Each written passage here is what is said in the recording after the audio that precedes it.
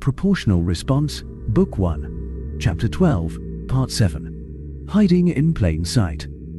Hannibal sat in his Bond-minus brother's office, with Caslaw, his wives, Henry, my aunt, her assistant, the Zoltan, and myself in here. It should feel crowded, especially when so many of them have had only a cursory chance to clean up from fighting. It doesn't though. It feels homey. Still, I wonder where the URBSO ambassador is. I thought he was supposed to be joining these meetings. Henry nodded in response to Yoro's comment that they needed to get to the matter at hand. Quite so. Thank you. Our first order of business is, of course, those crop circles. You've all read the report on the matter of this grain. I have to credit Elira here for providing us with the concrete proof that it was done, and done contrary to the rules of the League.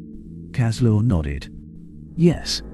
What I'm more interested in is what we are going to do about it. Personally, I am in favor of you getting with the Arabso and challenging the Zoltans on what they did. Let them defend themselves, then trot out Elira's evidence as a last-minute surprise. I will have to stay carefully neutral, of course, but could grudgingly agree to sanctions at that point. Alternately, it shouldn't be too hard to organize a series of stealth attacks to... Henry held up a hand and spoke in a flat tone of voice. We do nothing? Caslaw shot Henry a look, and Hannibal had to hold down a protest of his own as Henry continued. This is a trap, and any response other than Elira's evidence falls into one of those traps. Using her evidence, however, causes two issues. It reveals that we know enough about their weapons to make the determination and backs them into a corner. The objective at this stage of the game is to delay the war as much as possible, so anything that makes the Exultans more aggressive is to be avoided. And we all know how they respond when they are caught doing something underhanded. No, the human response is to take this one in the teeth and move on. Much to Hannibal's surprise, Vashna spoke up. If I may, my good Ambassador Archer, I have a point to make. Henry nodded to her, but Caslaw shot her a hard look. Young woman, you are in this meeting as an allowance to good woman Eldia, so that you may later confer with her and come up with better notes. If you have something to say, it would probably be better for you to discuss it with her, or the ambassador, afterwards. Hannibal felt his eyebrows draw together. He'd never heard Caslaw use such an imperial tone of voice and felt compelled to defend the young woman next to him. Your Grace, with respect, I have read a good number of this young woman's analyses on various subjects, as well as discussed some matters of state with her at length. I will attest that she has a sharp mind, and think it might be worthwhile to hear what she has to say.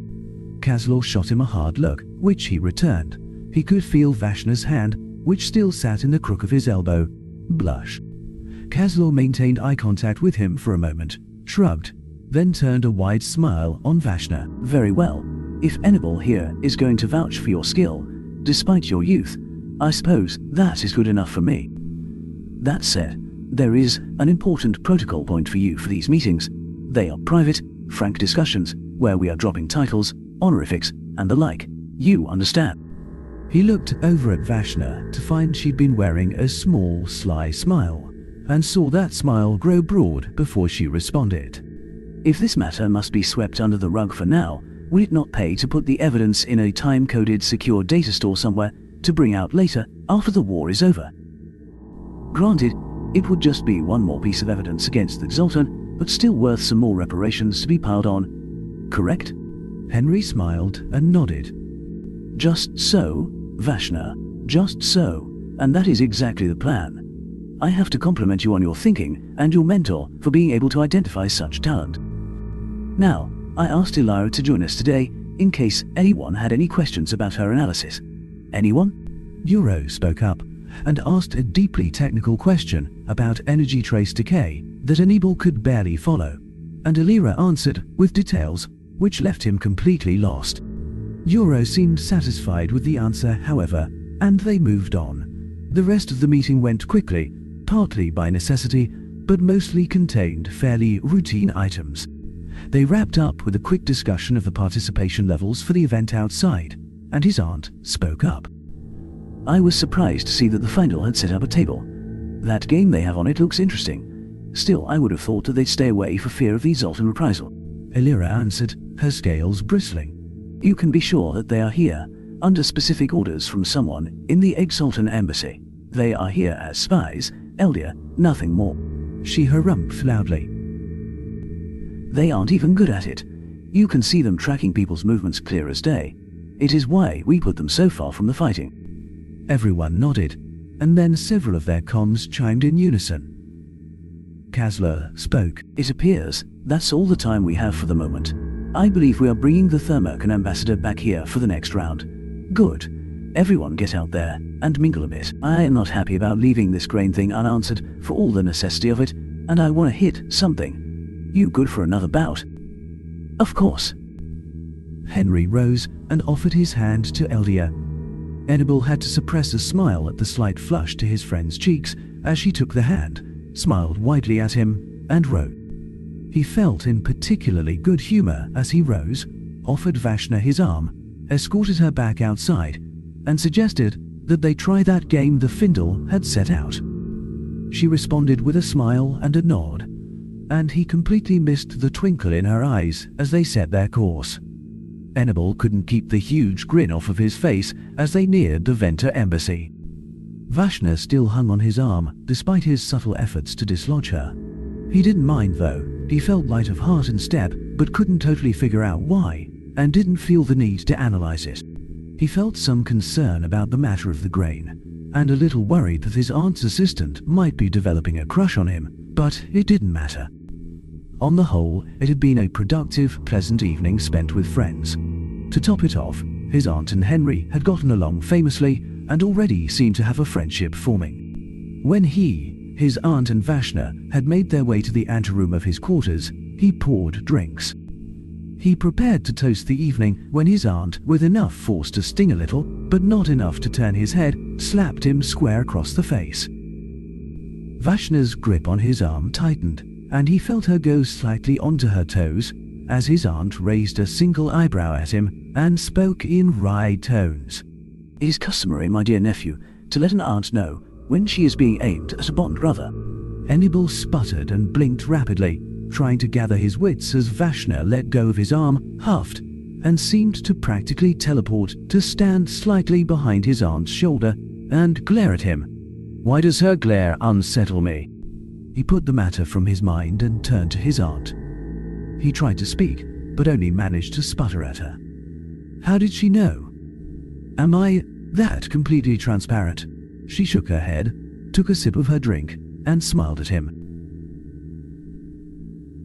Oh, don't fret so, nephew. Though I will admit that you are cute when you are flustered, you needn't worry about being transparent. I have known you since you were in diapers. Hell, I changed your diapers a few times. That brought a giggle from Vashna, which left him feeling completely mortified, and the cast of his aunt's face told him that such was her intent, and I have made it a point to keep track of you. I can read you like a book, in a way few others can. You're not an open book to every passerby though. Take my beautiful assistant here. She obviously had no clue, despite the thorough training in reading people I know she has, even though she didn't leave your side all evening. Vashna subtly put her hands behind herself, but not before he saw them take on the deep blue tones of a blush. I doubt anyone else can read you well enough to tell. That said, the reason I just gave you a little sting on your face and didn't knock you on your shiny blue ass is that I think I like the man. He is smart, charming, witty, and not the least intimidated by a woman who can match him point for point in conversation, nor a woman ready to pick up a weapon and play with him. She looked off into space, an odd smile on her face. Yes, I could grow to care for him indeed. You are also right in that I am nearing an age where, despite my wild tendencies, the idea of choosing a husband has some appeal. Still, there is a woman from human history I wish I could have met, and she provided one of my favorite quotes. Well-behaved women seldom make history. Something tells me that Henry would get bored with a well-behaved woman, though. Would be all for his woman making history in her own right. At the same time, he is human, not Venter, and a little strange besides. I will consider the matter. For the time being, I will continue to let our relationship develop and see where it goes. We may have a fling, we may not, and we may develop the sort of relationship you are hoping for. I make no promises, but I won't just shut the idea out, because my nephew didn't do as he should have." She speared him with one of those looks again, and he drew a deep breath. "I'm sorry, Aunt Eldia, but in my defense, I did intend to talk to you about it tonight or at the latest tomorrow. I just wanted you to meet the man and get a read on him yourself, without my opinions or intentions clouding your first impression." She quirked one side of her mouth up and gave him a soft chuckle. "Well, you managed that at least. It wasn't until the last backroom meeting broke up that I put all the pieces together, and I have to admit that I was already quite interested by that time." She waved her hand and gave him a slight shake of the head. "Very well, Enable. I will take your word for it, partly because it turned out well, and partly because I know you can't lie to me, and I forgive you. Now, let's work out how we are going to get me and that human ambassador in contact with one another, enough for me to decide what I want." Enable nodded, his emotions a whirlwind from his aunt's rapid changes of pace. Her last statement finally processed in his mind, and he realized that she had already decided whether she wanted to admit it to herself or not. "Oh, my dear Henry, I should have warned you.